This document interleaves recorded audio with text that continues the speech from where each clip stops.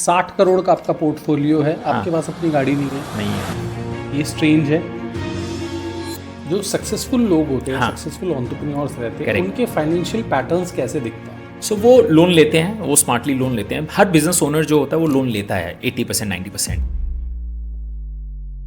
आपके पास बहुत बेहतरीन आइडिया है, राइट? अगर आप उसको जल्दी एग्जीक्यूट नहीं करोगे तो आप शायद पीछे हो जाओगे। आपने कभी खुद से रियल एस्टेट में या गोल्ड में इन्वेस्ट किया है? मैंने नहीं किया है। बिजनेस के लिए आपको कभी प्रॉपर्टी नहीं खरीदनी चाहिए, आपकी ग्रोथ रुक जाती है। एंटरप्रेन्योर्स है, Correct. उनका लोन का माइंडसेट कैसे दूसरे लोगों से डिफरेंट होता है? हमारे प्रधानमंत्री ये बोलते हैं विकसित भारत, आत्मनिर्भर भारत। ये आत्मनिर्भर भारत तभी होगा जब हम सब आत्मनिर्भर हो जाएंगे। बिजनेस ओनर्स जो हैं, क्या उनको SIPs या SWPs में पैसा डालना चाहिए? Very good question. बिजनेस में कौन से स्टेज पे लोन लेना चाहिए और उसका सही प्रोसेस क्या है? इस पॉडकास्ट में मैंने और मेरे गेस्ट ने आपको यह सिखाने की कोशिश की है कि पैसा कैसे बना सकते हो, लेकिन बनाए हुए पैसे को इन्वेस्ट कैसे करना है वो भी बहुत इंपॉर्टेंट है। पैसे को ना मल्टीप्लाई करने के लिए आप कुछ अच्छे कंपनीज के स्टॉक्स में इन्वेस्ट कर सकते हो, लेकिन किस स्टेज पे किस कंपनी में इन्वेस्ट करना है ये एक साइंस है। आप ना अपने आसपास देखो, स्विगी से आप खाना ऑर्डर करते हो, बोट के ईयरफोन्स यूज करते हो या ओयो में स्टे करते हो, ये सब ब्रांड्स हमारी डेली लाइफ का ना हिस्सा बन चुके हैं। लेकिन सोचो, अगर आप इनमें इन्वेस्ट कर पाते, वो भी IPO आने से पहले। एग्जैक्टली अनलिस्टेड इक्विटीज ना आपको वही चांस देते हैं IPO आने से पहले की एंट्री, यानी कि जब ये कंपनीज अभी प्राइवेटली हेल्ड होती है तब आप इनकी ग्रोथ स्टोरी का हिस्सा बन सकते हैं। तो अनलिस्टेड इक्विटीज बेसिकली होते क्या है? सिंपल वर्ड्स में बोलूं ना, ये उन कंपनीज के शेयर्स होते हैं जो अभी स्टॉक एक्सचेंज पर लिस्टेड नहीं हुई हैं। जैसे मैंने पहले बताया, OYO, boat, Swiggy, Chennai super Kings, CSK, ये कुछ ऐसे कंपनीज हैं। आप उनकी जर्नी में IPO के पहले ही इन्वेस्टर बन सकते हो। जैसे कि मिनिमम इन्वेस्टमेंट से आप स्टार्ट कर सकते हो, एक शेयर से भी स्टार्ट कर सकते हो,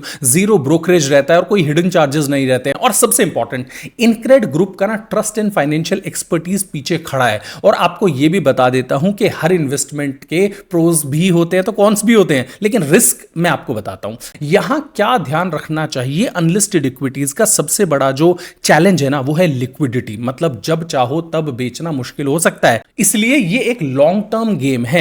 पेशेंस और गाइडेंस दोनों चाहिए, और वही इनक्रेड मनी प्रोवाइड करता है। ट्रांसपेरेंसी, एजुकेशन और एक्सपर्ट सपोर्ट। रैपिड ग्रोथ का एक एग्जांपल तो ओयो है। एक बजट होटल स्टार्टअप से ग्लोबल हॉस्पिटैलिटी टेक कंपनी बन गया है। और अनलिस्टेड स्टेज पर इन्वेस्टर बनने वाले लोग उस जर्नी का पहले दिन से हिस्सा होते हैं। That's the excitement of unlisted equities. तो बॉटम लाइन ये है कि फ्यूचर सिर्फ IPO से नहीं बनता है। अगर आप अपना पोर्टफोलियो डाइवर्सिफाई करना चाहते हैं तो अनलिस्टेड इक्विटीज एक स्ट्रॉन्ग ऑप्शन हो सकता है, क्योंकि फ्यूचर लिस्ट होने से पहले बनता है। गजेंद्र जी, सबसे पहले तो थैंक यू सो मच, आपने इतना टाइम दिया, आप मुंबई से आए हैं पॉडकास्ट के लिए। Pleasure is mine Rahul ji. हाँ, कोशिश करेंगे गजेंद्र भाई कि आज के पॉडकास्ट में लोगों को रियल वैल्यू मिले। जो लोग लोन्स लेना चाहते हैं, जिन लोगों के पास पैसा नहीं है, बिजनेस बिल्ड करना चाहते हैं, लोन लेना है। Correct. जिन लोगों के पास पैसा है, उसको कहाँ लगाना है, SIP में लगाएं, स्टॉक्स में लगाएं, प्रॉपर्टी में लगाएं, लोगों को क्लियर अंडरस्टैंडिंग आए। मतलब पॉडकास्ट के एंड में ना लोगों को ये लगे हाँ यार आज कोई नई चीज़ सीखने को मिली है। बिल्कुल। राइट। कितना आपका बड़ा portfolio, would you want to share? So ये वैसे लोगों को फिगर पता ही है। So today it is around 60 crores. Okay It has been built step by step. Okay And I've been very happy with the journey. 10,000 रुपये से शुरू की थी। कोई जल्दी नहीं थी कि जल्दी बनाना है, धीरे धीरे बनाना है, बट सस्टेनेबल बनाना है। 10,000 से 60 करोड़ आपने कितने साल में किए? 15 साल लगे। 15 साल। हाँ जी। सबसे बड़ा जो एक वो था चेंज, वो कब आया आपकी लाइफ में? वो देखिए, मैंने 10,000 की SIP से चालू किया था 2010 में। 2014 जुलाई में पहला 1 करोड़ टच हुआ था पोर्टफोलियो कॉर्पस। 2014 जुलाई 14 में 10,000 जो थे वो कितना हो गया था? तो 10,000 की SIP बढ़ाते गया। हाँ, फिर 50,000 की SIP हुई, लाख। बट मेरा पोर्टफोलियो वैल्यू 1 करोड़ क्रॉस किया 2014 में। ओके, 2014 में 1 करोड़, जुलाई में 2025 में 60 करोड़। तो हम बोल सकते हैं 11 साल में आपने 60x किया। वो फॉर्मूला जानते हैं? वो फॉर्मूला अगर आप उस दिन मुझसे पूछते ना तो मैं बोलता कि इम्पॉसिबल है। अगर आप बोलते कि 11 साल बाद ये 60 करोड़ हो जाएगा तो मैं आपको बोलता है आप मजाक कर रहे हो, ऐसा हो ही नहीं सकता। मैंने पैसे बढ़ाते गए क्योंकि देखिए क्या है, मेरे बिज़नेस में जो भी इनकम आई, हमारे बिज़नेस में फॉर्चुनेटली इतनी कैपिटल वापस लगती नहीं है, क्योंकि हमारे पास कोई इन्वेंट्री का नहीं है या कोई उधारी वाला नहीं है कि हमारे पैसे अटक गए। तो कैश रिजर्व्स बनते जाएगा। तो दो ही चीज़ आप कर सकते हो कैश, ये तो वापस बिजनेस में इन्वेस्ट करो। हमने किया, but I can tell you हमने बहुत कंजर्वेटिवली किया। We could have gone aggressive in hindsight, क्या पता शायद वो राइट भी हो सकता था, बट ठीक है वो तो। और वैसे भी हम कोई दुखी नहीं है कि स्लो ग्रोथ भी है, तो ठीक है। तो हमने यहाँ डाला, म्यूचुअल फंड्स में डाला, और वहाँ हमें 15 to 18% का रिटर्न पिछले 15 सालों में मिला है। तो we are equally happy there also. और वैसे देखे तो मैंने अच्छा, क्योंकि मैं लोगों को वही बोल रहा हूँ, वहीं पैसे डालो आप, और मैंने भी वहीं डाले हैं। तो we are in the same boat. कल सपोज आप मेरे क्लाइंट है, आपको मैंने बोला म्यूचुअल फंड्स में डालो, कल आपके पैसे अगर डूब गए, कम हो गए, तो सर मेरे तो सारे पैसे यहाँ हैं। तो स्किन इन द गेम हमारे बिजनेस में बहुत इंपॉर्टेंट है। जो चीज़ मैं आपको सजेस्ट कर रहा हूँ, वो क्या मैंने खुद खरीदा है कि नहीं खरीदा। अगर मैंने आपको बोला सर आप म्यूचुअल फंड में डालो, और मैं जाके प्रॉपर्टी खरीद रहा हूँ, तो फिर वो गलत है ना। मैं कुछ और बेच रहा हूँ, मैं किसी और में बिलीव कर रहा हूँ, तो गलत है। तो वैसे वो हमारे लिए एक तरह की कंडीशन थी, प्री रिक्विजिट, कि हमें खुद को भी वहाँ डालना चाहिए। And that is why I said I am very proud to tell you I am the largest client of my own firm. Okay. ये बड़ी खुशी की बात होती है। 2014 1 करोड़, 2025 में 60 करोड़। हाँ, तो ये चक्रवर्ती ब्याज का खेल है, कंपाउंड इंटरेस्ट। ये कंपाउंड इंटरेस्ट का गेम है। ठीक है। और ये आगे 10 साल में इतना ऊपर चला जाएगा कि आज आप मुझसे पूछेंगे तो भी मैं बता नहीं सकता कि ये होगा, ये उससे और भी ज़्यादा होएगा। अच्छा, और ये इनकम जो है ये आपके वेल्थ मैनेजमेंट बिजनेस से नहीं है, ये हम बात कर रहे हैं आपके पोर्टफोलियो की। ये जो मैंने वेल्थ मैनेजमेंट बिजनेस से कमाए हैं, वो मैंने यहीं डाले हैं। हाँ। और ये एसेट्स वहाँ से ग्रो हुई है। हाँ। राइट। तो लॉन्ग टर्म में, बिकॉज हमारा जो वेल्थ मैनेजमेंट का बिजनेस है वो भी कंपाउंडिंग बिजनेस है, आपका जो पॉडकास्टिंग बिजनेस है वो भी कंपाउंडिंग बिजनेस है। आप मान लीजिए 3-4 साल पहले शुरू कीजिए, आप अपने सब्सक्राइबर्स बेस देखिए, पहले 4 साल में कोई ग्रोथ नहीं होती है, 5 साल में आप मेहनत कर रहे हैं, आप अच्छा कंटेंट बना रहे हैं, और सडनली एक ऐसा मोमेंट आता है, इन्फ्लेक्शन पॉइंट आता है, जहाँ आपके सब्सक्राइबर्स मल्टीप्लाई होने शुरू हो जाते हैं। बट आपको क्वालिटी कंसिस्टेंटली रखनी पड़ेगी, सब कुछ करना पड़ेगा, तो ही हो सकता है। तो मैंने बिजनेस में वही रखा है। तो इसलिए मुझे मालूम है कि हमारे बिजनेस में भी आने वाले 5-10 साल में ग्रोथ बहुत ज़बरदस्त होगी, कंपाउंडिंग। क्योंकि people start becoming of brand ambassadors, तो आपको कुछ करने की ज़रूरत नहीं है, people will get people for you. ये हर बिजनेस में लागू होता है, हर चीज़ में। But you can not compromise on quality, and that is my suggestion to all business owners. बहुत बार हम मिठाई की दुकान, हम कई बार बात करते ना, पहले इस मिठाई की दुकान बहुत अच्छी होती थी, टेस्ट अलग था, छोले कुलचे यहाँ के बहुत अच्छे होते थे। अब क्वालिटी खत्म कर दी, अब उन्होंने 20 जगह ऑफिस रेस्टोरेंट्स खोल दिए हैं, अब क्वालिटी कम हो गई। जिस दिन आपने इस पर कॉम्प्रोमाइज़ किया ना, आपका बिजनेस डाउनफॉल पे आ जाएगा। चाहे वो मिठाई वाला हो, चाहे कपड़े वाला हो, चाहे सोने ज्वेलर हो, चाहे वो हमारे जैसा वेल्थ मैनेजर हो, क्वालिटी कंट्रोल, आप you have to be obsessed with quality. Unfortunately क्या होता है, जब हम बड़े बनते हैं ना, तो we start chasing another metrics like numbers, profits, growth, and we start मतलब नॉट फोकसिंग ऑन क्वालिटी। हम क्वालिटी को डाउन करते रहते हैं, मार्जिन बचाने के चक्कर में, कॉस्ट बचाने के चक्कर में। That is the reason for our death nail, मतलब जो कहते हैं ना, वहीं से हमारी ढलान चालू हो जाती है। ओके। तो फिर से आता हूँ मैं, हाँ। 1 करोड़ से 60 60 करोड़ की journey. I am sure audience को ये बहुत इंटरेस्टिंग लग रहा होगा, और मैं चाहता हूँ कि वो अभी तक जो सुना है उस पर अपने व्यूज़ बताए, क्या है और क्या इम्प्लीमेंट करेंगे वो। इस पे आगे चलते हैं। हाँ जी। एक कोई ऐसा टाइम आया होगा, आपकी फैमिली ने, आपके फ्रेंड्स ने ये बोला होगा, या आपको लगा होगा कि यार ये गेम तो ठीक नहीं चल रहा, ऐसा फेज आया था? लकीली ऐसा नहीं आया, क्योंकि हमारा जो बिजनेस रहा है वो स्टार्टअप की तरह कभी नहीं रहा है। हमने उसको स्टार्टअप की तरह कभी रिस्क भी नहीं लिया। We played very safe game. Day one से मुझे इस बिज़नेस में कन्विक्शन था, जो मॉडल हम काम कर रहे थे उस पर कन्विक्शन था, और हमें मालूम था शॉर्ट टर्म में कोई रिजल्ट नहीं आएगा, लॉन्ग टर्म में आएगा। और एग्जैक्टली वैसे ही प्ले आउट हुआ। हमारे इन्वेस्टमेंट्स में बहुत उतार चढ़ाव आए हैं। मतलब 10 साल बाद, 2010 में मैंने डालना चालू किया, 2020 में कोविड जब आया था मार्च महीना, तब तक मैंने 6 करोड़ 15 लाख रुपए डाल दिए थे। 10 साल बाद मेरे पोर्टफोलियो की वैल्यू थी 5 करोड़ 90 लाख रुपए। 25 लाख नुकसान में था 10 साल बाद। जितने भी पैसे थे सारे वहाँ डाल दिए थे। कोविड में मार्केट्स ऑलमोस्ट 50% डाउन था, तो मेरा पोर्टफोलियो वैल्यू 10 साल की मेहनत में 25 लाख का नुकसान दिखा रहा है। बट मुझे कोई भी स्ट्रेस नहीं था, ज़ीरो स्ट्रेस था। सिंपल लॉजिक था, दो ही आउटकम है, या तो हम जिंदा बचेंगे नहीं बचे तो ये 5 करोड़ 90 भी बहुत है ये क्या काम आएंगे, ये भी कुछ काम नहीं आने वाले। और अगर बच गए, और जो पैसे हम अभी डाल रहे हैं, सोचिए उसका क्या होगा। तो हमने मार्च महीने में 1 करोड़ रुपया स्मॉल कैप म्यूचुअल फंड में डाला था, क्योंकि इतने सस्ते थे। In hindsight that was the best call. हम कोविड से बाहर निकले, इक्विटी मार्केट्स बहुत अच्छा रैली किए, स्मॉल कैप ने और अच्छा रिटर्न दिया। आज भी 5 साल बाद 25% CAGR दिखा रहे हैं उस पर। तो रिस्क हमने हमेशा लिया लाइफ में, विदाउट रिस्क कुछ नहीं हो सकता, पर हमने कैलकुलेटिव रिस्क लिया है। देखिए अभी हम 2100 स्क्वायर फीट से हम 6300 जा रहे हैं, हम 60,000 स्क्वायर फीट ऑफिस नहीं ले रहे हैं। इट्स अ कैलकुलेटिव गेम ना। 50 लोगों की सीटर से 100 सीटर जा रहे हैं, 500 सीटर नहीं जा रहे हैं, राइट। हालांकि आई एम नॉट सेइंग 500 सीटर जाना गलत है, अगर आप में कैपेसिटी है, एग्जीक्यूशन कर सकते हो तो वो भी करो आप, but we always taken that calculative risk. तो इसलिए हमारा कभी इतना ख़राब समय नहीं आया कि हमारी सैलरी देने के पैसे नहीं है, या बिजनेस मॉडल पे डाउट है, या इन्वेस्टमेंट जो किया वो ही डाउटफुल है।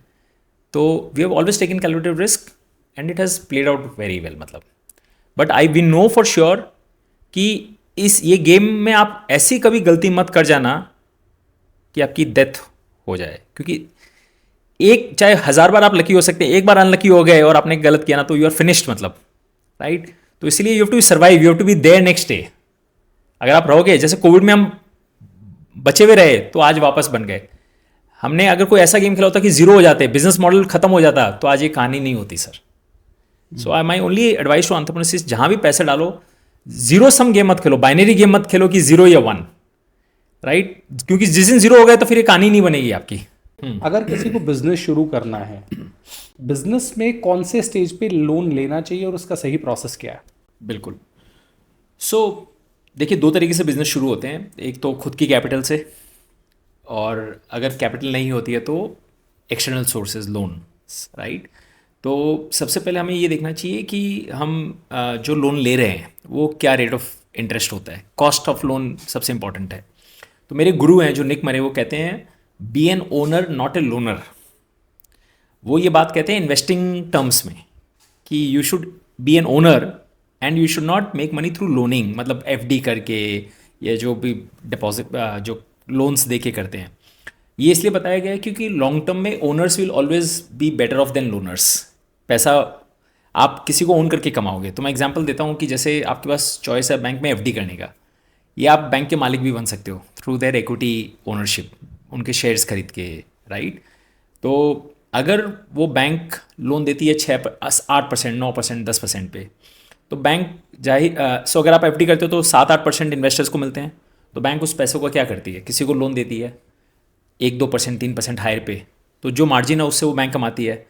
और इसीलिए अगर आप बैंक के ओनर होते हो तो यू गेट दैट मार्जिन। तो इसीलिए आप कोई भी बैंक्स देखोगे, SBI बैंक, एक्सिस बैंक, अगर मैं ओनर होता लास्ट 25 साल में तो I may have earn 19-20% by being the owner मेरे पैसों पे, और मैं उसी बैंक में FD कर रहा हूँ तो मैं तो 7% ही कमा रहा हूँ, उस पर भी सरकार को टैक्स दे रहा हूँ। तो he says be an owner, but now we are reversing the situation, मैं बिजनेस ओनर हूँ, राइट। तो I am satisfying the condition be an owner, but owner के लिए पैसे नहीं है बिजनेस चालू करने के लिए। तो loan is always a great option as long as you believe कि आप जो कमाओगे वो लोन उसमें से आप आराम से चुका पाओगे, right. And this same application applies कि अगर आप खुद का बिजनेस चालू कर रहे हो तो आपको खरीदना है ऑफिस। बहुत लोग ऑफिस खरीद लेते हैं, रेंट पे नहीं रहते हैं। Again you should apply that logic कि am I better off taking office on rental और should I buy it actually. तो I give you my example. So अगर आप लोन लेते हैं, सो एक मेरे इन्वेस्टर्स, एक मेरे क्लाइंट हैं जो जयपुर में है, उन्होंने 6 करोड़ का लोन लिया हुआ है। तो कल ही उनका फ़ोन आया था मेरे पास कि सर मुझे इन्वेस्टमेंट करना है। तो मैंने बोला आपका 6 करोड़ का लोन ऑलरेडी है और आप इन्वेस्टमेंट की बात कर रहे हो, तो मुझे लोन का ब्रेकअप दो। तो उन्होंने बताया कि 5 करोड़ का जो लोन है बैंक से लिया हुआ है, 9% कॉस्ट पे है, ठीक है। और एक पर्सनल लोन लिया हुआ है 5-6 जगह से, 17% का कॉस्ट है। तो और उनको कुछ पैसे इन्वेस्ट भी करने हैं। तो मैंने बोला सर पहले तो आप ये 1 करोड़ वाला लोन चुकाओ पहले आप। 17% कोई ऐसा इन्वेस्टमेंट नहीं है जो आपको गारंटेड 17% रिटर्न दे सकता है। तो आप अगर 14 भी कमाओगे, 15 भी कमाओगे तो लोन ज़्यादा है, तो इससे अच्छा वो पैसा को हम लोन क्लियर ऑफ करें। तो 17% वाले लोन को आप क्लियर करो। 9% जो लोन है उसको आप क्लियर मत करोगे तो भी चलेगा, क्योंकि आप जो इंटरेस्ट भर रहे हो वो आपका बिजनेस एक्सपेंसेस डिडक्टिबल है, आपको टैक्स बेनिफिट मिल रहे हैं उस पर, खर्चे में दिखा सकते हो आप। तो अगर 30% आपका मान लीजिए टैक्स है, तो 9% में से 30% आप हटा दो तो 6-6.5% का ही कॉस्ट हुआ। तो अगर आप 6.5% का कॉस्ट है, उससे ज़्यादा आप बिजनेस में कमा रहे हो, ये इन्वेस्टिंग करके कमा रहे हो, तो आपको वो लोन लेना चाहिए, उसको चुकाना नहीं चाहिए। एट द पैरेलली आप ऐसे एसेट्स बना लो, चाहे बिजनेस में बना लो, कैपिटल बना लो, ताकि कभी भी आप लोन चुका सकते हो तो चुका देना है। बट ज़रूरी नहीं है, मतलब आपके ऊपर है। पैसे तो आपने बना लिए हैं, एसेट्स बना लिए हैं, अब एक दिन लगेगा आपको अगर 4 करोड़ चुकाने हैं, बट मैं क्यों चुकाऊं जब मुझे 6.5% पे ही लोन मेरा चल रहा है। तो और अगर आपको बिजनेस ग्रो करना है तो लोन लोन क्या हो गया, एक तरह का लेवरेज हो गया, राइट। 3 या 4 तरह के लेवरेज होते हैं दुनिया में।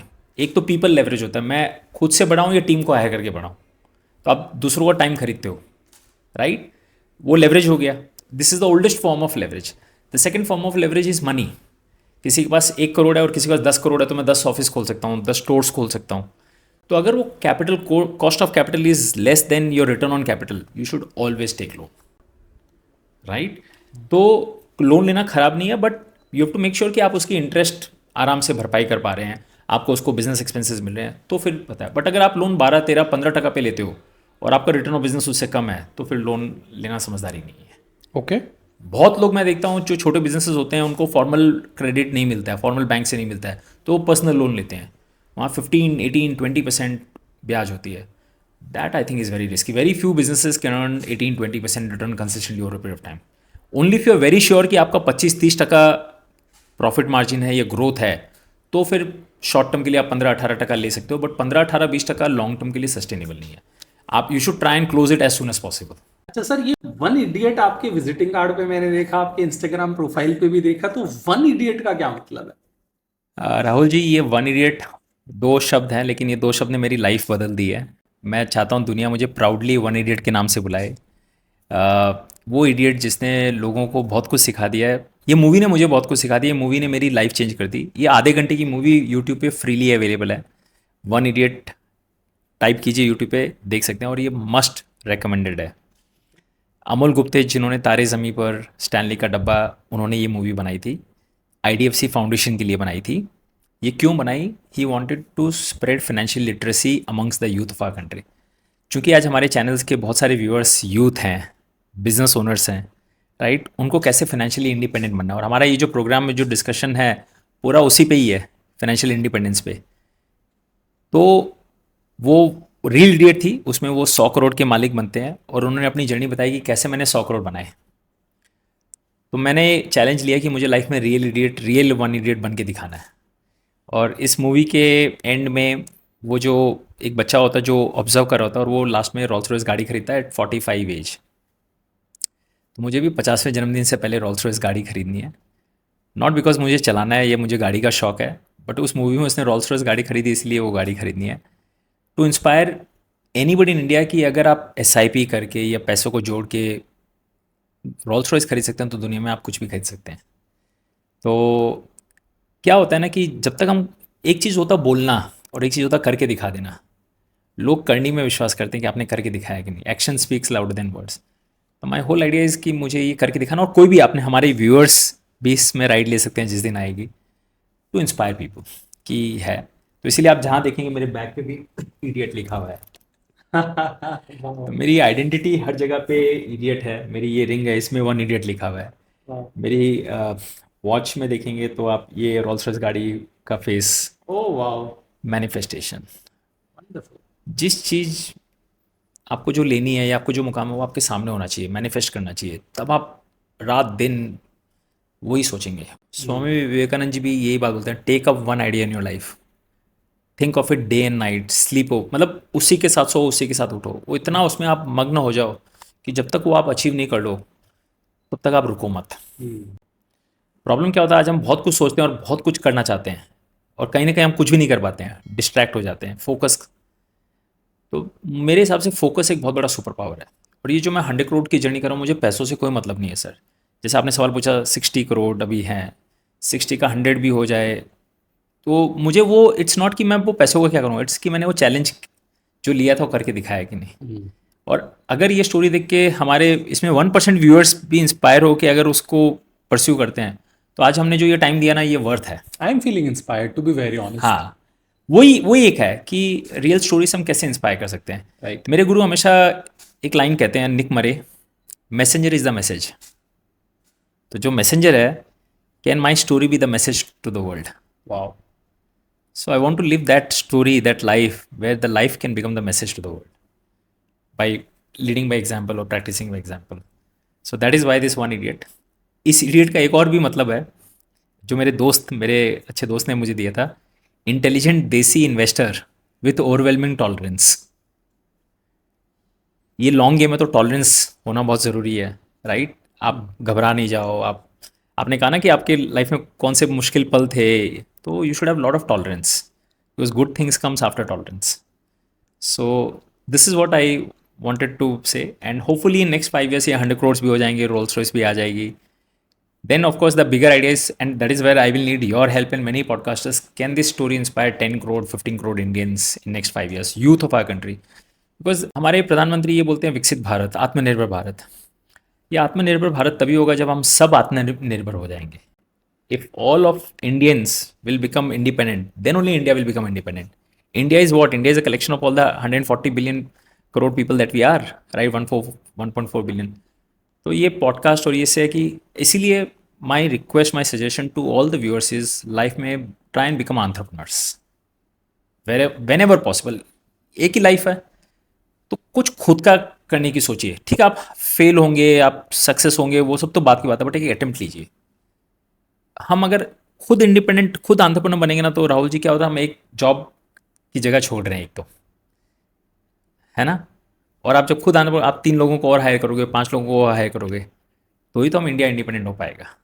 So that is the bigger purpose today. I don't feel very happy कि मैंने 60 बनाया है, but I feel very happy कि मेरे पास 60 लोगों की टीम है। 60 हाउसेज के घर के चूल्हे जल रहे हैं। ये अगर हम आज 5,000 इन्वेस्टर्स की लाइफ में वेल्थ के कारण उनको हैप्पीनेस दे रहे हैं, तो उनको आप पैसों के लिए सोचना नहीं है, वो हैप्पीनेस है, वो रियल डिफरेंस है। So that's a story. Okay, तो लेट्स से अगर मैं कोई दुकान खोलता हूँ, हाँ जी, और मेरा उसमें 50 लाख का इन्वेस्टमेंट है, ठीक है। मेरे को कोई बैंक छोड़ देते हैं, हाँ। मेरे को कोई मेरा फ्रेंड पैसे दे रहा है हाँ, कि भाई आप 50 लाख रुपए मुझसे ले लो, ठीक है। और 18% के हिसाब से मेरे को रिटर्न दे देना। 18% के हिसाब से हो गया मतलब 90,000 रुपये करीब महीने का। हाँ, वो सजेस्टेड है एज लॉन्ग एज आप 18% कंफर्टेबली कमा पा रहे हो अपने बिजनेस से विदाउट स्ट्रेस। आपका थ्रेशोल्ड तो 18% हो ही गया ना, उससे ऊपर कमाओगे तो ही दूसरों का पैसा लेना बनता है, नहीं तो क्लियरली नो। नई बिजनेस के लिए नॉट रिकमेंडेड इतना हाई रेट ऑफ इंटरेस्ट पे लेना। प्रोवाइडेड आप ट्राई करो, 6 महीने 12 महीने ट्राई करके देखो। अगर आप 18% से रिटर्न बना पा रहे हो तो ही तो आप चुका पाओगे, नहीं तो आप चुका ही नहीं पाओगे लोन, राइट। तो आप ट्राई करो, साल भर नहीं चला तो ठीक है, 1 साल का ही तो ब्याज लगा, आप उसको बंद कर दो फिर। बट आप उसको 5 मतलब अगर आपको लंबा चलाना वो लोन को, तो आपका 18% तो आना ही पड़ेगा। एंड पॉसिबल है बिजनेस में 18 क्या 25% भी आ सकते हैं। बहुत सारे बिजनेसेस होते हैं, आप मेहनत देखो, सारा चीज़ आपकी मेहनत पे डिपेंड करता है, आप किस सेक्टर में हो, किस टाइम पे हो। तो अगर आप 25-30% का आपका ग्रोथ है year on year, profit margin है, तो फिर आप 18% भी कोई ख़राब नहीं है। तो शुरुआत में आपको शायद बैंक्स नहीं देंगे, आपके फ्रेंड्स फैमिली देंगे, वो 18% चार्ज करेंगे, आपके पास चॉइसेस नहीं है। बट किसी दिन आप कोशिश करो 3-4 साल में इतने बड़े बन जाओ कि आपके पास फॉर्मल सोर्स ऑफ क्रेडिट आ जाए। वहाँ पे 9% हो जाता कॉस्ट, तो फिर हम 18% पे क्यों करें? क्योंकि आज हमारी क्रेडिबिलिटी नहीं है, इसीलिए लोग हमको 18 पे दे रहे हैं। बट 3-4 साल में हमने ब्रांड बना लिया, क्रेडिबिलिटी बना लिया, आप AAA बन गए अपने बिजनेस में, AAA कंपनीज होती है, तो आपको फिर कॉस्ट ऑफ लोन भी सस्ता हो जाएगा। तो गोइंग आपका विजन ये होना चाहिए, भले ही मैं 18 से शुरू करूँ, क्योंकि शुरुआत तो करना ज़रूरी है, बट धीरे धीरे मैं 18 से 15 पे कैसे आऊँ, 15 से 12 पे कैसे आऊँ, 12 से 9 पे कैसे आऊँ, ऐसा होना चाहिए। ओके। अच्छा, मुझे ये बताइए कि अभी तो हमने एक जनरल बात की कि लोन कब लेना चाहिए बिजनेस के लिए। हाँ जी। अब हम बात कर लेते हैं कुछ सक्सेसफुल एंटरप्रेन्योर्स की। यस, जो सक्सेसफुल एंटरप्रेन्योर्स है, Correct. उनका लोन का माइंडसेट कैसे दूसरे लोगों से डिफरेंट होता है? देखिए, हाँ, सक्सेसफुल एंटरप्रेन्योर्स जो भी बहुत बड़े बने हैं, उनमें से 80-90% स्टोरीज में लोन लिए हुए हैं, क्योंकि हर इंसान के पास कैपिटल लिमिटेड ही होती है, राइट। और अगर आप ऑर्गेनिकली ग्रो करना चाहते हो तो बहुत समय लग सकता है। आपके पास बहुत बेहतरीन आइडिया है, राइट, अगर आप उसको जल्दी एग्जीक्यूट नहीं करोगे तो आप शायद पीछे हो जाओगे। खाली आइडिया होना अच्छी बात नहीं, एग्जीक्यूशन बहुत ज़रूरी है, और उस एग्जीक्यूशन के लिए पैसे चाहिए, आपको टीम चाहिए, तब लोन लेना पड़ता है। तो खुद से भी आप ग्रो कर सकते हो, उसमें शांति है, पीस ऑफ माइंड है। जैसे मेरा खुद का बिजनेस मॉडल है राहुल जी, मैंने 15 साल से मैं हमारी जो वेल्थ मैनेजमेंट फर्म है वो चला रहे हैं, तो उसमें लकीली लोन की ज़रूरत नहीं थी, क्योंकि ये एसेट लाइट मॉडल है। हमें कोई फैक्ट्री नहीं बैठानी, कोई प्रोडक्ट्स नहीं है, कोई इन्वेंट्री नहीं है, कोई हमारे उधारी वाला काम नहीं है, राइट। हमारी जो एडवाइस है तो वो ही हमारी कैपिटल है, ये लोग हमारे जो लोग हैं वो है, तो उसमें उतनी कैपिटल ज़रूरत नहीं पड़ती है। तो हमने कभी लोन लिया नहीं है, बट सपोज आज मैं x number of client manage कर रहा हूँ, मुझे इसका 10x बनाना है 5 साल के अंदर, तो मेरी 50 लोगों की टीम से नहीं होगा, मुझे 500 लोगों की टीम खड़ी करनी पड़ेगी, तो मुझे कैपिटल लेना पड़ेगा, मुझे मल्टीपल जगह ऑफिसेज खोलनी पड़ेंगी। तो मुझे तभी लोन लेना चाहिए कि if I know I will be able to handle this growth, I will be able to expand this scale, और मैं जो बना रहा हूँ वो 18% या 15% जो भी कॉस्ट ऑफ ले रहा हूँ उससे मैं ज़्यादा निकाल पाऊंगा। ओके। जो सक्सेसफुल लोग होते हैं, हाँ, सक्सेसफुल एंटरप्रेन्योर्स रहते हैं, करेक्ट। उनके फाइनेंशियल पैटर्न्स कैसे दिखते हैं? सो वो लोन लेते हैं, वो स्मार्टली लोन लेते हैं। हर बिजनेस ओनर जो होता है वो लोन लेता है 80% 90%, और वो मेक श्योर करता है कि at any point of time he is able to earn better than the loan. Okay. वो लोन चुकाता नहीं है, वो स्मार्ट है, वो लोन पे ब्याज देगा लेकिन चुकाएगा नहीं, क्योंकि उसको मालूम है मैं 20% बना रहा हूँ तो मैं क्यों अपना घर का पैसा उसको क्लोज करूँ। तो वो ज़रूरी है, उसमें कोई ख़राब बात नहीं है, but you have to make sure कि यू हैव अंडरलाइंग एसेट्स किसी फॉर्म में है, ताकि कल को आपका बिजनेस डाउनटर्न भी हो तो आप वो लोन चुका सको, बैंकरप्ट नहीं हो जाओ। अंडरस्टूड। बिजनेस ओनर्स जो हैं, क्या उनको SIPs या SWPs में पैसा डालना चाहिए? Very good question. There is no one right answer. मैं मेरा एग्जाम्पल बताता हूँ। सो हमारा बिजनेस 50% से ईयर ऑन ईयर ग्रोथ कर रहा है 15 सालों से 10 सालों से, तो उसमें मेरा 60% मतलब जो भी है रिटर्न भी है कैपिटल पे।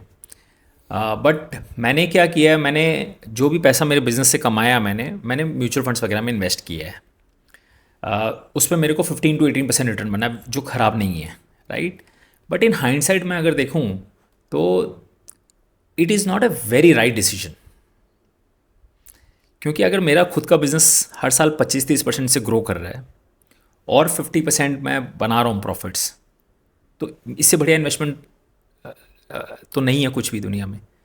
तो टेक्निकली मुझे मेरे बिजनेस में ही पैसा लगाना चाहिए और उसको ग्रो करना चाहिए, ये सबसे सही आइडियल सिनेरियो है। बट आप जब सारा पैसा, ऐसे मैं बहुत सारे बिजनेसमैन से मिलता हूँ जो मुझे बोलता है मेरा बिजनेस बहुत अच्छा चल रहा है, मैं म्यूचुअल फंड्स में क्यों लगाऊं या इक्विटी में क्यों लगाऊं, मैं सारा पैसा अपने बिजनेस में लगा देता हूँ। तो बोलता आप जो सोच रहे हो सही है, एज लॉन्ग एज आप राइट इंडस्ट्री में हो, राइट ट्रैजेक्टरी पे हो और आपको ग्रोथ दिख रही है तो आप बिल्कुल लगाइए। बट ये हमेशा नहीं चलने वाला है, कहीं ना कहीं आपका ब्रेकडाउन आएगा, कुछ प्रॉब्लम आएगी। तो मैं एक ही चीज़ कहता हूँ, आप ये 10% या 20% पैसा वो साइड कर लो, क्योंकि राहुल जी हर बिजनेस में 3 मेजर रिस्क होते हैं। सबसे पहला रिस्क है आप खुद, कीमैन रिस्क जिसको कहते हैं। आज ये पॉडकास्ट का नाम ही राइज विथ राहुल है। What happens if Rahul is not there tomorrow,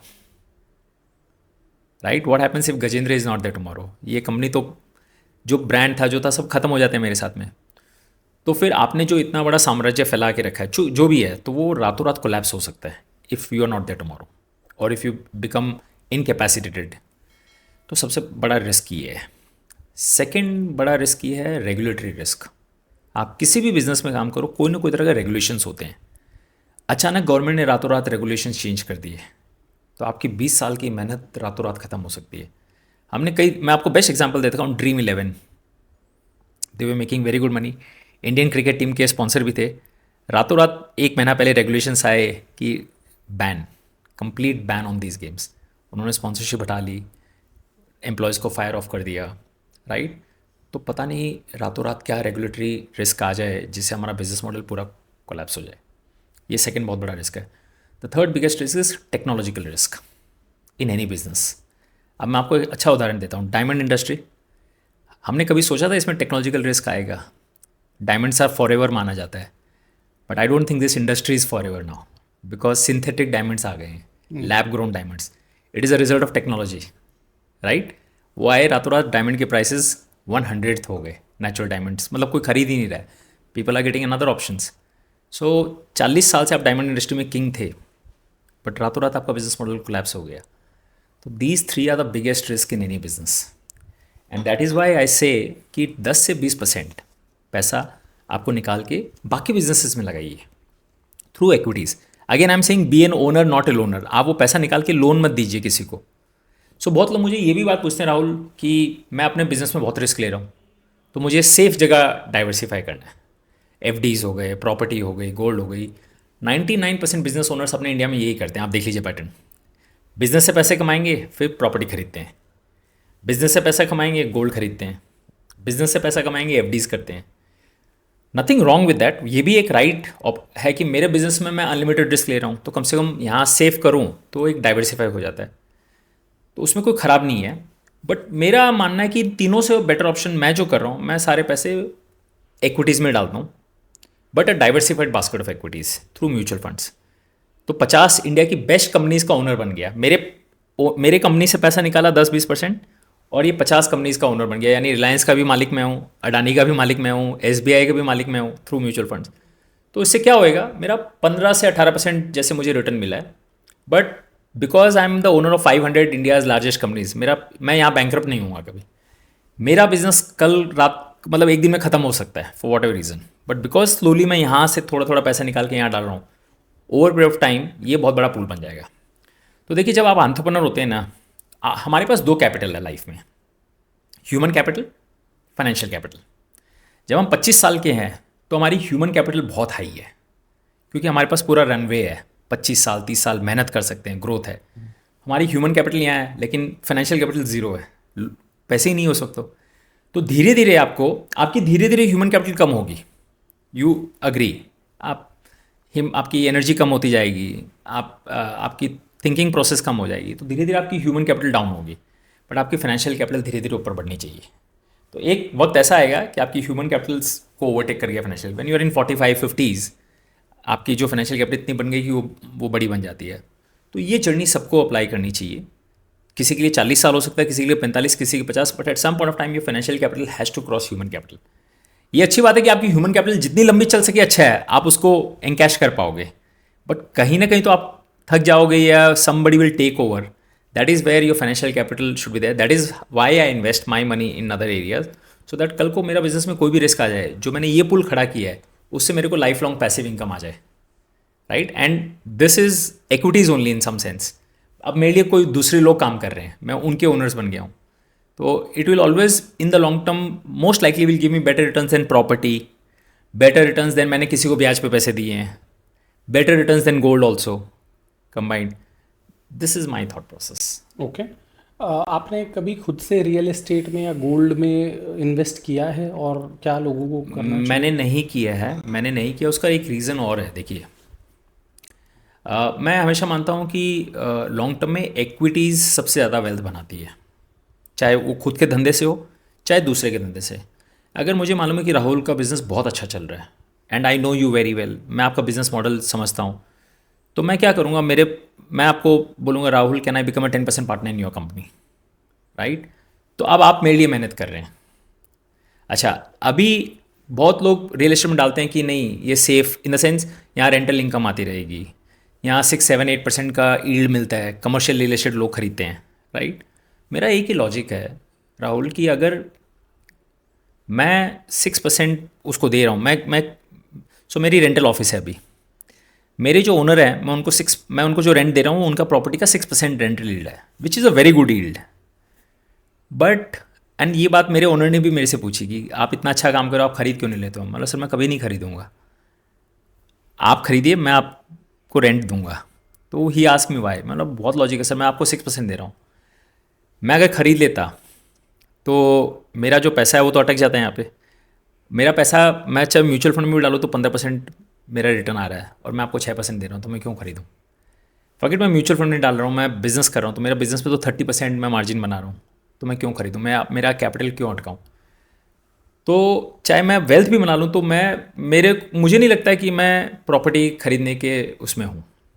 और लोग हमेशा यही, मैं सोचता हूँ कि जो लोग आपकी प्रॉपर्टी में रेंट दे सकते हैं 9%, 8%, जो भी है, तो वो इससे ज़्यादा बना रहे हैं, तभी तो ले रहे हैं, तभी तो एक्सपैंड कर रहे हैं। अगर मेरा बिजनेस ही नहीं चलेगा अच्छा, तो मैं क्यों लूँगा रेंट, मैं क्यों एक्सपैंड करूँगा?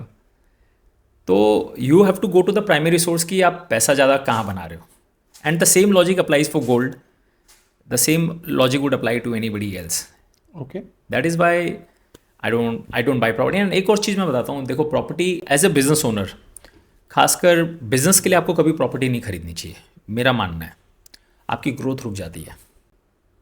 ये बहुत अनपॉपुलर ओपिनियन मैं बता रहा हूँ, क्योंकि सब लोग यही सोचते हैं कि प्रॉपर्टी खरीद लेते हैं तो रेंट बच जाएगा, एक सर्टेनिटी आ जाती है। बिजनेस में सर्टेनिटी आना ही एक बहुत बड़ा रिस्क है। आपको कॉम्प्लेसेंट बना देता है सर, आपको आलसी बना देता है। अगर मैंने ये ऑफिस ख़रीद ली तो मुझे मालूम है यहाँ 20 स्टाफ बैठ सकते हैं, राइट। अब मुझे 25 स्टाफ की रिक्वायरमेंट है और 5 स्टाफ, तो यहाँ तो ऐड ही नहीं कर सकता। अब वो 5 स्टाफ को बैठाने के लिए मैं चेंज वापस बेच के दूसरी तो खरीद नहीं सकता। It's not easy. रेंट पे हूँ तो मैं फटाफट मूव कर सकता हूँ। और मैं आपको लाइव एग्जांपल बता रहा हूँ, जब हमने 15 साल पहले हमारी जर्नी स्टार्ट की, 250 स्क्वायर फीट ऑफिस हमने स्टार्ट की थी बॉम्बे में, लोखंड वाला एरिया, राइट। पिछले 10-15 सालों में हमने 6 ऑफिसेज बदल ली। 250 से हम 500 पे आए, 500 से हम 1500 पे आए, 1500 से हम 2100 पे आए, 2100 से अभी हम 6500 ऑफिस स्क्वायर फीट पे जा रहे हैं। इवेंचुअली फिर 10,000 में जाना है। तो अगर मैंने ऑफिस ख़रीद ली होती, हर बार ख़रीदो हर बार बेचो, it would have been very difficult decisions. तो इसीलिए मैं हमेशा रेंट पे जाता हूँ और रेंट पे बड़ी ऑफिस लेता हूँ। तो जैसे अभी हमारी 50 लोगों की टीम है, मैंने 100 सीटर ऑफिस ली है। तो बहुत लोग सोचते होंगे ये तो बेवकूफ़ है, खाली ऑफिस है, रेंट भाड़ा देगा इतना महंगा। बट मैं सोचता हूँ कि अगर ऑफिस बड़ी है, खाली है, तो you will be under stress and you should be under stress कि मैं कैसे काम बढ़ाऊँ कि वो ऑफिस की जगह पूरी भरती हो जाए। एंड बिलीव मी, जो आप सोचते हो ना वो अपना आप हो जाता है, राइट। बट अगर ये मैंने ले ली होती, जब आप लेते हो तो आप इंटीरियर्स पे भी पूरा पैसा खर्चा करते हो, सब कुछ करते हो, और फिर आप 3 साल बाद आपको चेंज करना है तो आपका मन नहीं करेगा, अरे मैंने तो यहाँ पे इतने पैसे डाल दिए हैं, अब मैं कैसे जाऊँ। And as a result you remain small. तो कोई भी जो ग्रोइंग बिजनेस में है ना, उसको कभी ऑफिस नहीं लेनी चाहिए। You should have your office in the best possible location, वहाँ कॉम्प्रोमाइज़ मत कीजिए। You should have your office should be world class, environment बहुत अच्छा होना चाहिए। कोई क्लाइंट्स आएँ, विजिटर्स आएँ तो उनको बहुत अच्छा लगना चाहिए, आपको टीम को काम करके बहुत अच्छा लगना चाहिए। जैसे I can see your setup, it should motivate you as an owner, as a part of the team. But rental पे होगा तो आपके लिए ग्रोथ करना बहुत ईजी रहेगा। तो मेरे जितने भी, मैं बहुत सारे हमारे क्लाइंट से भी बात करते हैं, 90% but I see they buy offices, because हमारी सोसाइटी में यही बताया गया है, यही हमें हमेशा से यही बताया गया कि ले लो तो सेफ हो जाते हो। बट बिजनेस में you should always be having some uncertainty, right. I completely agree with that Gajendra भाई। मतलब हमारे इतने सारे स्टोर्स हैं मॉल्स में, हाँ, और ये भी स्पेस है, all of them are on rent. और फैंटास्टिक, अगर हम चाहें आज तो हम कई सारे प्रॉपर्टीज ऑनेस्टली खरीद सकते हैं। बट जैसे आपने बताया, मतलब जनरली मैं जितने भी लोगों से मिलता हूँ ना, जिनको फाइनेंशियल नॉलेज रहता है, हाँ, सबका थॉट प्रोसेस लगभग सेम रहता है। राइट। कि एक और चीज़ भी रहती है गजेंद्र भाई, जब आपको 1 तारीख को या 7 तारीख को वो जब रेंट ट्रांसफ़र करना होता है, करेक्ट। लेट से मेरा स्टोर है फॉर एग्जांपल मेगा मॉल में या मेट्रोपॉलिटन में गुड़गांव में, जब मैं 1 तारीख को या 7 तारीख को रेंट ट्रांसफ़र कर रहा होता हूँ 4 लाख रुपए, तो मेरे को ये देखना रहता है यार 4 लाख रुपए ट्रांसफ़र कर रहा हूँ, 4 लाख बनाए हैं कि नहीं बनाए हैं इस महीने। बिल्कुल। तो 100%। मेरा फर्स्ट प्रायोरिटी जो रहता है वो तो ये रहता है कि पहले तो ये 4 लाख बनाऊं, करेक्ट। उसके बाद स्टाफ की सैलरी बनाऊं, Yes. उसके बाद तो वो मेरे को पुश करता है अपनी सेल को 15 लाख से 20 लाख ले जाने में, 20 लाख से 25 लाख ले जाने में। लेकिन अगर मेरे को रेंट नहीं देना होगा, राइट, तो मैं उसी हिसाब से मेरा माइंडसेट होगा। You are right. हमारे देश में या वर्ल्ड में ये एक चैलेंज है, सब लोग जो रेंट देते हैं ना, ये एम्प्लॉयज़ को जो सैलरी देते हैं, हमेशा एब्सोल्यूट नंबर में देखते हैं। जैसे मैंने बताया कि मैं मान लीजिए ये जो 100 सीटर ऑफिस है इसका 15 लाख रुपए भाड़ा है, तो मैं घर वालों को बोलूँ 15 लाख दे रहा हूँ, तो सब सोचते बेवकूफ़ हूँ, मतलब ये 15 लाख तुमने पानी में डाल दिया, ये वापस नहीं आने। वो ये नहीं सोचते कि मैं अगर 30 लाख बना रहा हूँ तो ही तो 15 लाख दे पा रहा हूँ। तो सब लोग क्या है कि फंडामेंटल क्वेश्चन पूछना भूल जाते। हमेशा मेरे को सब लोग ये बोलते हैं, अच्छा तुम इतना खर्चा करते हो, इतना खर्चा करते हो, तुम घर भी रेंट पे हो, ये भी रेंट पे हो, तो तुम 25 लाख रुपया महीने का दे रहे हो, तो ये तो कोई समझदारी वाला मॉडल नहीं है। एक भी इंसान ने मुझसे नहीं पूछा तुम कितना कमा रहे हो। And I come from Marwari family, right. तो सब लोग खाली खर्चे पे ध्यान देते हैं। और खर्चा देखिए राहुल, आप एक लेवल के बाद कंट्रोल नहीं कर सकते हो, और कंट्रोल करना भी नहीं चाहिए। आपका फोकस हमेशा अर्निंग्स पे होना चाहिए कि मैं अर्निंग्स कितनी बढ़ा सकता हूँ। And believe me that is much easier than reducing your खर्चा, राइट। तो हमेशा अभी हम जो ऑफिस ले रहे हैं 3 साल या 4 साल के लिए ले रहे हैं, उसमें हम 50 लाख रुपए का खर्चा कर रहे हैं इंटीरियर्स पे।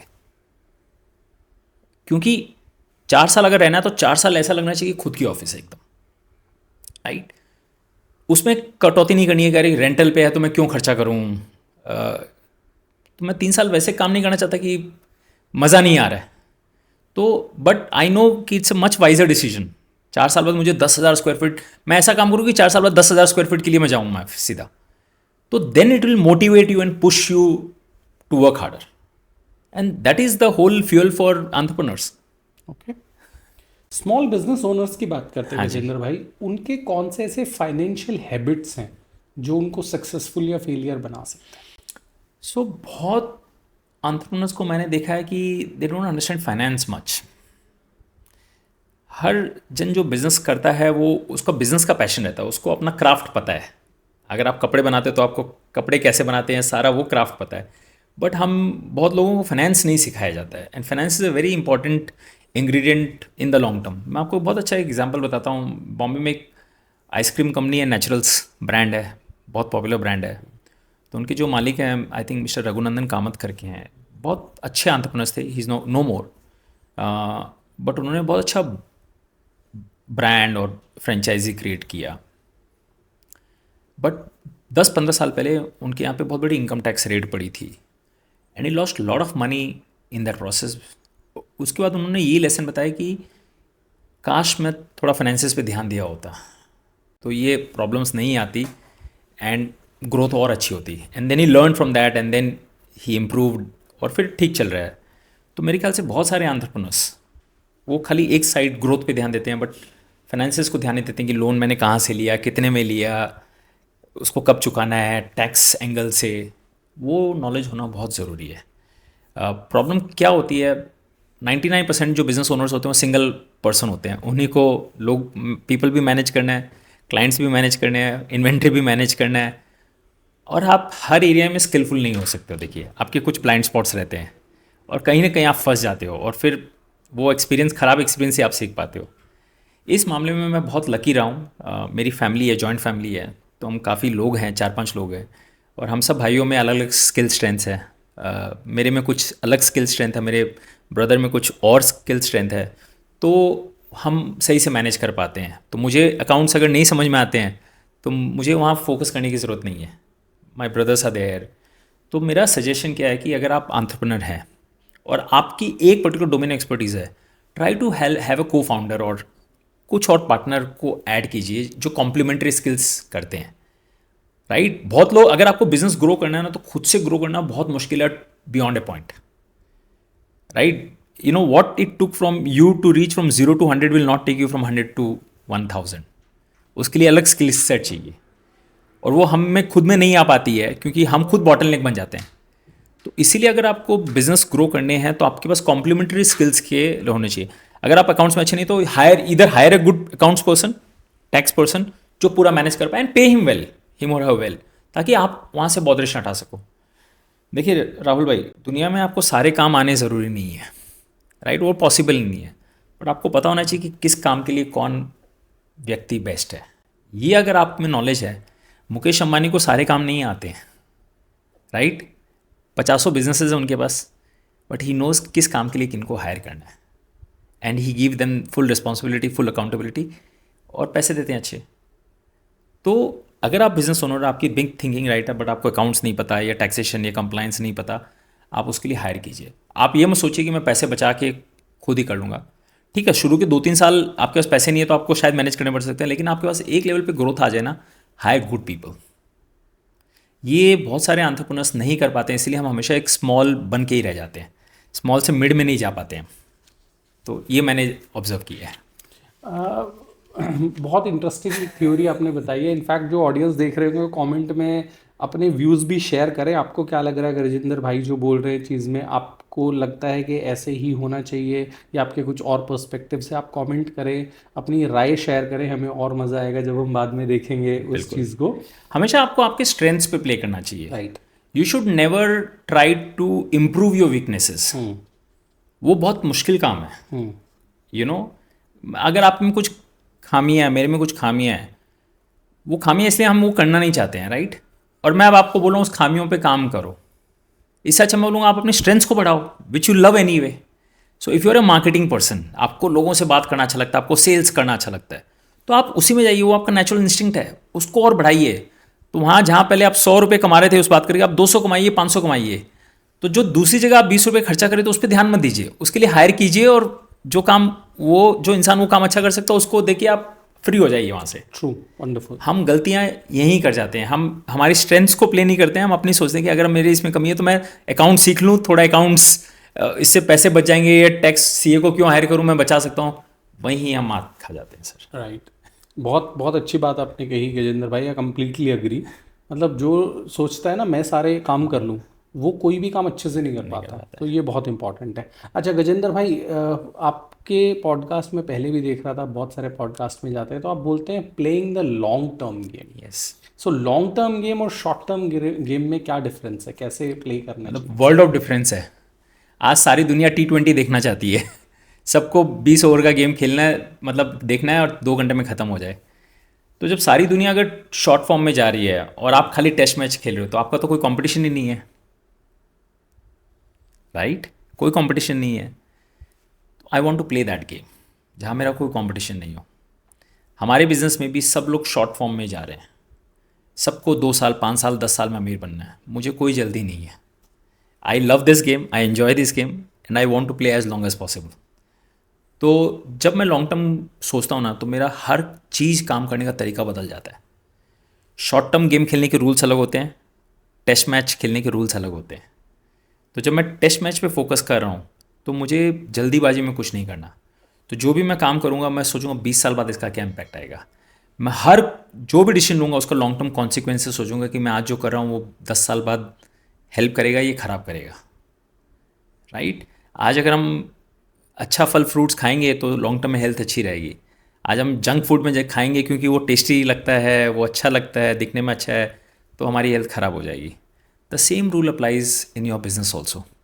अगर मैं आज जल्दी जल्दी क्लाइंट्स ले लूँगा सोचे बिना, देखिए हमारा जो बिज़नेस है वेल्थ मैनेजमेंट है, लॉन्ग टर्म गेम है, लाइफ लॉन्ग रिलेशनशिप है, तो आपको और मेरे को एक कंपैटिबिलिटी होनी ज़रूरी है। बट अगर आज आप बोलते नहीं मैं 20 करोड़ आपको दे रहा हूँ, right, and tomorrow you and up being a very problematic client, suppose मुझे ये चाहिए, मुझे वो चाहिए, और इससे मुझे स्ट्रेस आ रहा है, I am not able to function well, तो फिर लॉन्ग टर्म में तो मैं खराबी कर रहा हूँ मेरे लिए। बट मैं अगर आज चूज़ करके राइट क्लाइंट लेता हूँ तो लॉन्ग टर्म में वो खुश भी रहेंगे and they will become my brand ambassador also, they will get me other like minded people. तो बट आज बहुत टेम्पटिंग हो जाता है शॉर्ट टर्म के, अरे 20 करोड़ आ रहा है क्यों छोड़ें, राइट? तो बहुत ज़रूरी है कि आपको डिसाइड करना कि आप ये लॉन्ग टर्म के लिए आए हो short term, and you don't have to justify to others, you have to just answer this question yourself कि what kind of game, and there is nothing wrong with short term and long term game. अगर आप short term खेलो तो short term खेलो, मतलब आपको क्या comfort लगता है, right? But someone like me, I am not interested in playing short term game. मुझे जल्दी पैसा नहीं बनाना है, आई एम वेरी श्योर। मुझे लॉन्ग टर्म में पैसा बनाना है, बट जो पैसा बनाना है वो शांति से बनाना है, not at the cost of anything else. Because देखो शॉर्ट टर्म गेम खेलोगे ना तो कहीं ना कहीं आप बहुत कुछ ट्रेड ऑफ कर रहे हो, right? So I want to rather trade off short term profits for long term gains. Okay. But ये कहना बहुत ईजी है, सब करना बहुत ईजी है, बट 95% जो भी आज हम दुनिया में देख रहे हैं ना, everything has gear towards short term thinking.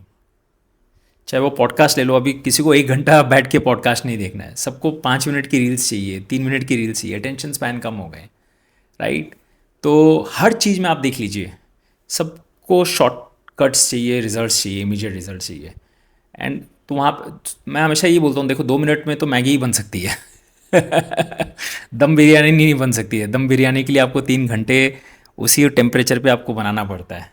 कोई अच्छी डिश बनानी है तो टाइम लगता है, कोई अच्छे कपड़े बनाने हैं तो समय लगता है। Rome was not built in a day. तो I always wanted to play that long term game, and और लॉन्ग टर्म गेम के फ़ायदे बहुत अलग है क्योंकि कंपाउंडिंग आपके पास आती है, चक्रवर्ती ब्याज जिसको कहते हैं। कोई एग्जांपल आप देना चाहेंगे किसी कंपनी ने या किसी इंडिविजुअल ने long term game? Tatas best example है। टाटाज कोई भी चीज़ करते हैं तो आपको पता है वो बहुत लॉन्ग टर्म के लिए है, वो शॉर्ट टर्म के लिए आते ही नहीं है, राइट? और ऑन द कॉन्ट्री आज हम बहुत सारे स्टार्टअप्स देख रहे हैं, बहुत सारे स्टार्टअप्स खाली वैल्यूएशंस या नंबर्स के लिए जा रहे हैं, फंडामेंटल चीज़ों को वो भूल जाते हैं कि हम क्या, मतलब वो आते हैं इस चीज़ के लिए कि मैं कितना जल्दी एग्जिट ले सकता हूँ, पैसे ले सकता हूँ। Nobody is talking about business model क्या है हमारा, राइट? पेपर पे ठीक है दिखाने के लिए बहुत कुछ बोल देंगे, बट वो एग्जीक्यूशनेबल है कि नहीं है, राइट? सो हमने जब बिज़नेस स्टार्ट किया हमारा ये था कि we are here in this business to solve people's money problems, और हमको लॉन्ग टर्म इसको राइट इम्पैक्ट करना है, हमें शॉर्ट टर्म में एसेट्स नहीं गैदर करने हैं। तो इसलिए वी वर क्लियर कि हमें कैसे टाइप के क्लाइंट्स के साथ काम करना है। तो आपके जो सबसे बड़े क्लाइंट है उनका क्या पोर्टफोलियो है? सर मैं ही सबसे बड़ा क्लाइंट हूँ मेरे फर्म का, and I take very pride in that, okay. क्योंकि मैं वेल्थ मैनेजमेंट में हूँ, मैं आपको सपने दिखा रहा हूँ कि आपकी वेल्थ बना सकता हूँ, और अगर मैंने ही उसी तरीके से अपनी वेल्थ नहीं बनाई तो मैंने बहुत बड़ा झूठ बोला है। आपने इतना पैसा बनाया, लोगों को वेल्थ बनाने में हेल्प भी किया, लोगों के बारे में या पैसे के बारे में कोई बहुत इंटरेस्टिंग चीज़ जो आपने समझी हो? बहुत है सर। अनफॉर्चुनेटली क्या होता है, जब लोग हमारे पास आते हैं तो गोल्स लेके आते हैं कि मुझे रिटायरमेंट लेना है, मुझे ये घर खरीदना है, गाड़ी खरीदनी है, बट जब वो एक बार वेल्थ क्रिएशन वाला गेम में घुस जाते हैं ना, तो वो नशा इतना बड़ा होता है कि फिर उनको वो गोल्स भूल जाते हैं, और उनको खाली एक ही रहता है कि अब वेल्थ कैसे बढ़ाएं, मैं भी कैसे 100 करोड़ बनाऊं, 200 करोड़ बनाऊं, और फिर वो एक तरह का रेस हो जाता है, रैट रेस जिसको हम कहते हैं। तो उसमें खाली नंबर्स ही आपको दिखाई देते हैं, जो ओरिजिनल पर्पस था, आप क्यों पैसे कमा रहे हैं, हम क्या पर्पस के लिए कमा रहे हैं, वो भूल जाते हैं। मुझे वही चीज़ समझ में नहीं आती है। मतलब मैं हमेशा मेरे जो भी आते हैं मैं कहता हूँ कि आप पैसा तो हम साथ में लेके जाने वाले नहीं है, ये लाइफ में ही हमें एंजॉय करना है, तो आप जो वेल्थ बना रहे हो उसको एंजॉय भी कीजिए। बट हम सब ने देखा कि मैं हमेशा कहता हूँ जब हम 25-30 साल के रहते हैं ना, तो हमारे पास बहुत स्पेंडिंग प्लान्स हैं, मुझे एक गाड़ी खरीदनी है, मुझे हॉलीडेज़ पे जाना है, मुझे सब कुछ करना है, सेविंग प्लान नहीं होता उस वक्त। और जब हम 50, 55, 60 के हो जाते हैं ना, तो हमारे पास खाली सेविंग प्लान ही है, मुझे यहाँ डालना है, ये खरीदना है, मतलब स्पेंडिंग प्लान नहीं है तब हमारे पास, ये पैसे का मैं करूँ क्या जो इतने कमा लिए हैं, वेयर डू आई स्टॉप, ये पता नहीं है। तो मुझे लगता है हमारा जो मेन वैल्यूडेशन है कि लोगों को बताना कि where should you stop in the sense कि आपके पास बहुत हैं, प्लीज़ एन्जॉय दिस।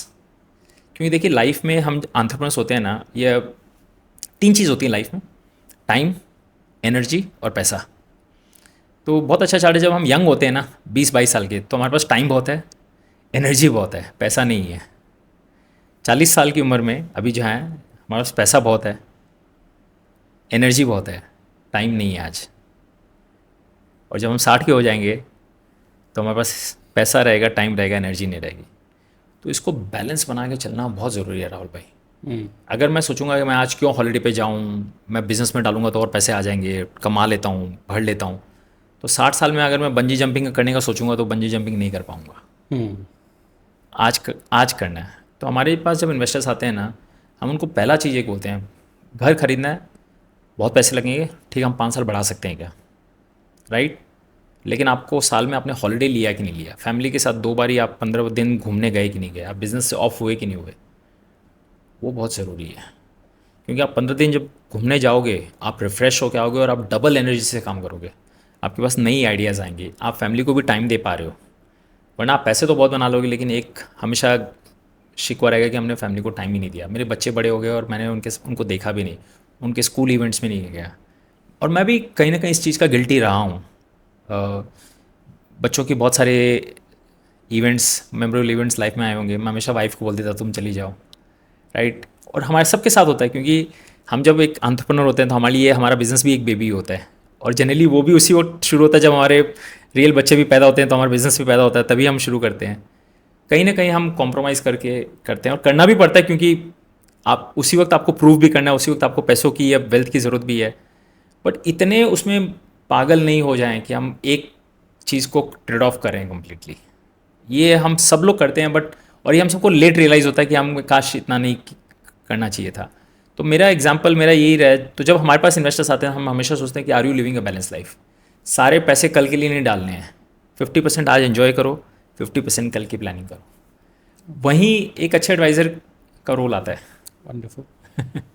ये थोड़ी सी इमोशनल भी बात थी। हाँ जी। और मतलब बहुत इम्पॉर्टेंट है कि पैसा तो आप कमा रहे हो, लेकिन उसको यूटिलाइज कैसे कर रहे हो ना। अब बात करते हैं ब्रदर जनरेशनल वेल्थ की। हाँ जी। बहुत सारे लोग हैं, क्योंकि आपने वेकेशंस की बात की, हॉलीडेज़ की बात की, बहुत सारा एक ऑडियंस ऐसा भी है, क्राउड ऐसा भी है जो सिर्फ घूमे जा रहे हैं, सिर्फ घूमे जा रहे हैं। करेक्ट। तो वो कौन से लोग हैं, या माइंडसेट में क्या डिफरेंस है उन लोगों के बीच में जो पैसा कमा रहे हैं और खर्च करे जा रहे हैं, और एक वर्ग ऐसा है जो जनरेशनल वेल्थ बना रहे हैं? तो दोनों के माइंडसेट में क्या डिफरेंस है और कौन सा ठीक है आपके हिसाब से? सो आज एज यू राइटली सेड, बहुत ये भी एक जनरेशन हम देख रहे हैं जो योलो पे विश्वास करती हैं, यू ओनली लिव वंस, तो सब आज ही कर लो। आई एम वन ऑफ अच्छा, right. I have no problem with that as long as आपने कल की भी प्लानिंग की हुई है। आप ऐसा भी काम मत करो कि कल किसने देखा है, हम आज में जिएंगे, आज ही करेंगे। तो देखो, कोविड जैसे इवेंट्स आते हैं या बहुत सारे इवेंट्स, ट्रंप वाला भी जो भी अनाउंसमेंट्स आए हैं, तो ये लाइफ में आएंगे ही। अगर आपने कल की प्लानिंग नहीं किया ना, तो कल बहुत स्ट्रेसफुल भी हो सकता है, राइट? तो you have to make a balance.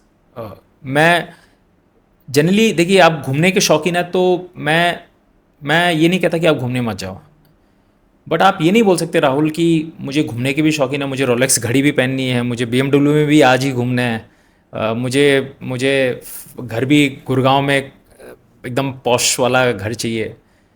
हम और ये मेरी इनकम से ज़्यादा खर्चा है। और ये मेरी इनकम से ज़्यादा है, ये 1-8% को ही सारी चीज़ें नसीब हो सकती है, वरना आपको कॉम्प्रोमाइज़ करना पड़ता है। आपको प्रायोरिटीज़ रखनी बहुत ज़रूरी है कि मेरी लाइफ में प्रायोरिटीज़ क्या हैं। देखिए, आज जिस स्टेज पे मैं लाइफ में हूँ ना, तो चलो पैसे की प्रॉब्लम नहीं है, वेल्थ बना ली, सब कुछ है। आज मुझे लगता है टाइम की क्रंच है मेरे पास, मुझे ये भी करना है, मुझे वेब सीरीज़ भी देखनी है, मुझे पॉडकास्ट भी बहुत सारे देखने हैं नॉलेज के लिए, मुझे मूवीज़ भी देखने जाना है, मुझे घूमना भी है, टाइम तो उतना ही है। तो आई नीड टू प्रायोरिटाइज़ कि मेरे लिए सबसे इंपॉर्टेंट क्या है, हेल्थ भी पे भी ध्यान देना है। तो आपको सारी चीज़ें नसीब नहीं हो सकती है। देखिए, आपको 3-4 चीज़ जो मेन है, जो बहुत डियर है, उस पर प्रायोरिटाइज़ करो। तो अगर आपका हॉलीडेज़ है, ठीक है, आप साल में 2-3 हॉलीडेज़ लो, बट बाकी चीज़ों पे कट डाउन करो पूरा, क्योंकि आपकी इतनी वेल्थ हमारे पास नहीं है कि हम सब कर पाएंगे। तो आपको कल की भी प्लानिंग करनी है। तो आपको अगर, जैसे मेरे एक क्लाइंट है जिनको रोलेक्स घड़ी खरीदनी, तो उनको घड़ियों से बहुत प्यार है। एक रोलेक्स घड़ी 10 लाख 15 लाख की। तो बोला ठीक है, अगर एक ही गोल है तो हम पूरी कोशिश करेंगे, प्लान करेंगे, 2 साल 3 साल में हम खरीद पाएंगे। बट फिर आप बाकी जो गोल्स है, BMW गाड़ी है, उसको कट डाउन करो, तो ही आप जस्टिफाई कर पाओगे। बट अनफॉर्चुनेटली क्या होता है, हम जिस दुनिया में रह रहे हैं ना, वो फेसबुक हो, इंस्टाग्राम हो, इतनी सिग्नलिंग होती है, सब लोग आके अच्छी अच्छी अपने पिक्चर्स डाल रहे हैं, मैंने ये किया, मैंने ये ली, and that is what makes us insecure कि हम तो कुछ कर ही नहीं रहे हैं। I don't play that game. वो स्टेटस गेम्स हो गए, उसमें मतलब समबडी विन समबडी लूज। अगर आप उसमें दूसरों को दिखाने के लिए आप वो गेम खेलोगे ना, तो आप बहुत बुरे फंसोगे उसमें। मेरे पास घर नहीं है सर, मेरे पास गाड़ी नहीं है, राइट? एंड बट ऐसा नहीं कि मैं कहीं कॉम्प्रोमाइज़ करता हूँ, मुझे जहाँ घूमने जाना मैं जाता हूँ, and I don't care what people think, right? शुरू में मेरे परिवार वाले बोलते थे, अरे घर नहीं है, सबके घर होते हैं, लोग क्या बोलेंगे, गाड़ी नहीं है। मैं बोला, मुझे लोगों से नहीं, मुझे खुद को क्या हैप्पीनेस मिल रही है वो देखना है। As long as me and my family is comfortable, हम कहीं कॉम्प्रोमाइज़ नहीं कर रहे हैं, कहीं कंजूसी नहीं कर रहे हैं, राइट? बट इसका मतलब ये नहीं कि आज अगर कोई 100 रुपये की चीज़ है, मैं 500 रुपये दे दूँ। भले ही मैं जिस दिन 100 करोड़ भी कमा लूँगा ना, तो वो ऐसा 100 का 500 नहीं दिया जाएगा, क्योंकि हम वो कल्चर से निकले जहाँ वैल्यू, पैसे इतने कमा लिए, इसका मतलब ये नहीं कि आप पानी की तरफ बहाओ। 60 करोड़ का आपका पोर्टफोलियो है, आपके पास अपनी गाड़ी नहीं है, नहीं है, ये स्ट्रेंज है। लोगों को लगता, बट बॉम्बे में सर गाड़ी, मैं स्टेशन के पास रहता हूँ, चर्चगेट, गाड़ी की ज़रूरत नहीं है मुझे।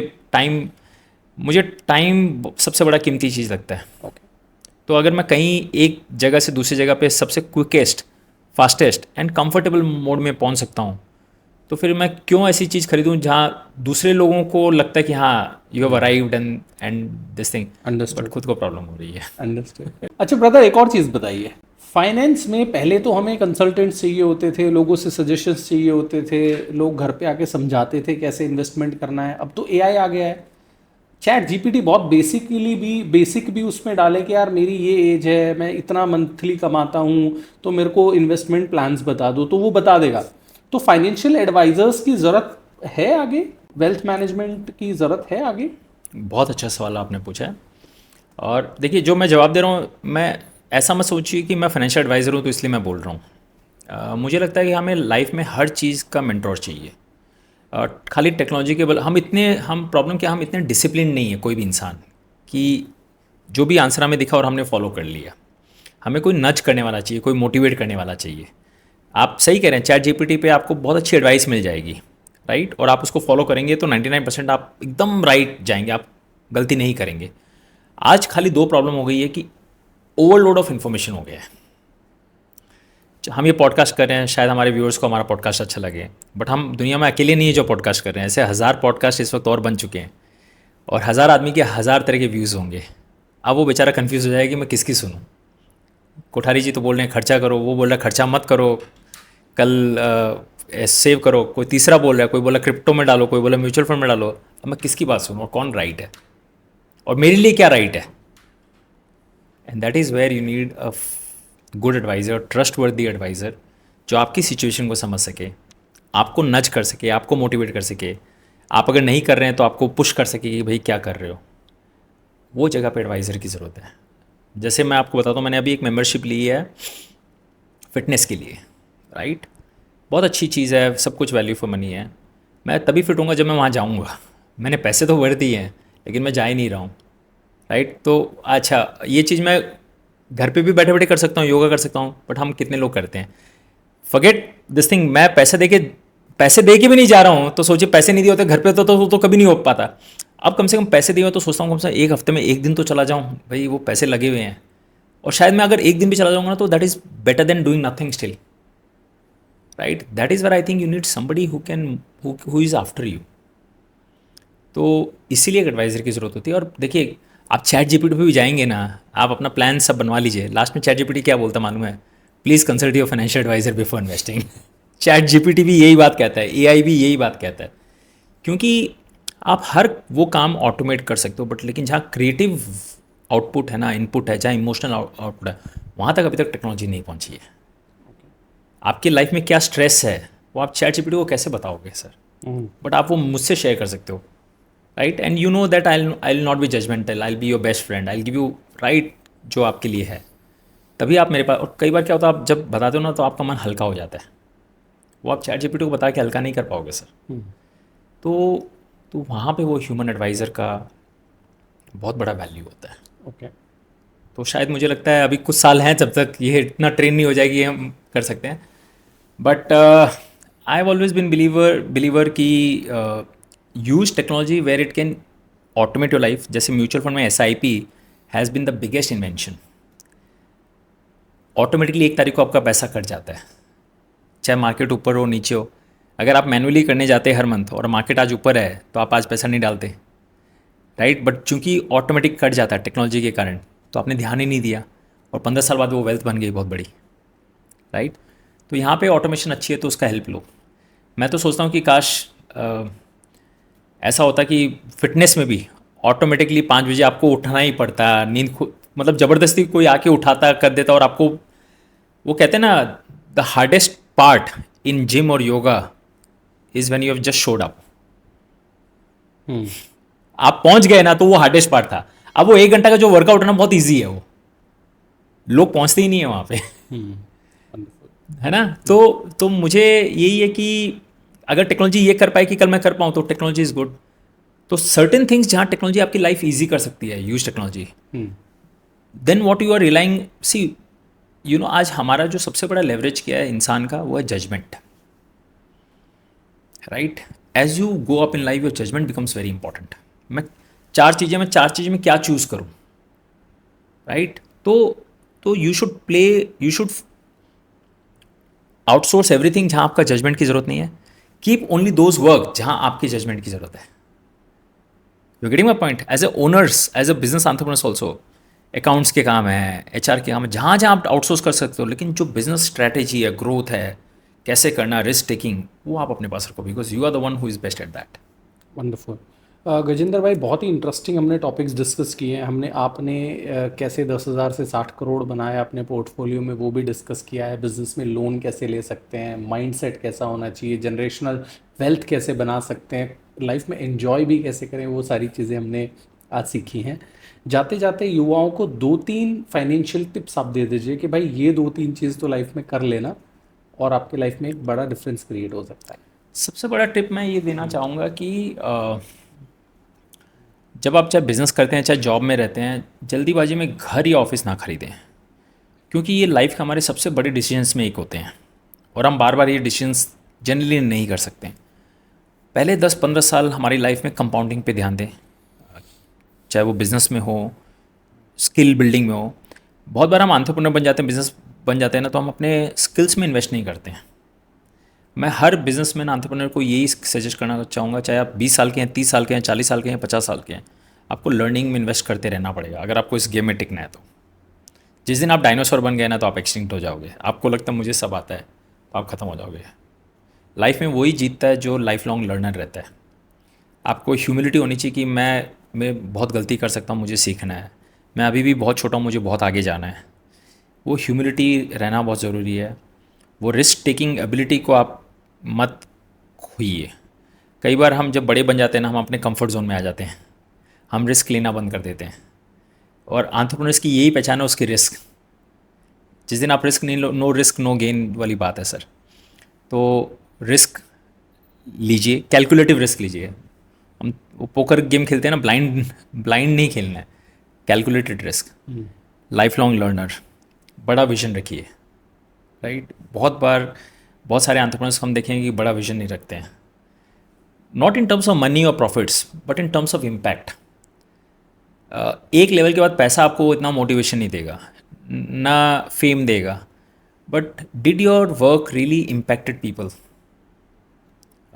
इम्पैक्ट वैसा भी हो सकता है आपने कितने लोगों को एम्प्लॉयमेंट दिया, वो भी एक इम्पैक्ट है सर। आप 1000 लोगों को एम्प्लॉयमेंट दे रहे हो, फैक्ट्री दे रहे हैं, तो वो भी एक अच्छा एम्प्लॉयमेंट है। आप ऐसा काम करें जिससे लोगों की लाइफ बेटर हो रही है, अच्छी हो रही है, वो भी एक इम्पैक्ट है, right. So that should be your larger aim. Give back. देखिए आज हम सब बड़े हुए हैं ना, जो भी हमें लगता है हमने अपनी मेहनत से बड़े हुए होंगे, बट हमें पता नहीं हमें कितनी जगह से आशीर्वाद मिले हैं। सोसाइटी ने हमें कितना कुछ दिया है, इंडस्ट्री ने हमें कितना कुछ दिया है, ये जगह ने हमें कितना कुछ दिया है। Are we giving back to society और नॉट, राइट। अगर हम लाइफ लॉन्ग खाली टेकर ही टेकर रहेंगे ना, तो मज़ा नहीं है सर। गिवर बनने में जो मज़ा है वो टेकर में नहीं है। So I always say as an entrepreneur, जो आप बोल रहे हैं, 3 लाइफ में 3 फेज होते हैं, लर्न, अर्न, रिटर्न। पहले 25 साल लर्न। खैर लर्निंग तो हमेशा चलनी चाहिए, बट पहले 25 साल फोकस होना चाहिए, और वो हम करते भी हैं। Formal education, formal training, apprenticeship, वो लर्निंग होता है। फिर नेक्स्ट 25 साल अर्निंग कीजिए। अर्निंग करना ज़रूरी है, राइट। जब तक आप खुद नहीं कमा लोगे तो आप दूसरों को दोगे कहाँ से? तो पहले आप खुद की बी सेल्फिश एंड अर्न। तो नेक्स्ट 25 साल 25 to 50, 50 या 60 तक अर्न कीजिए।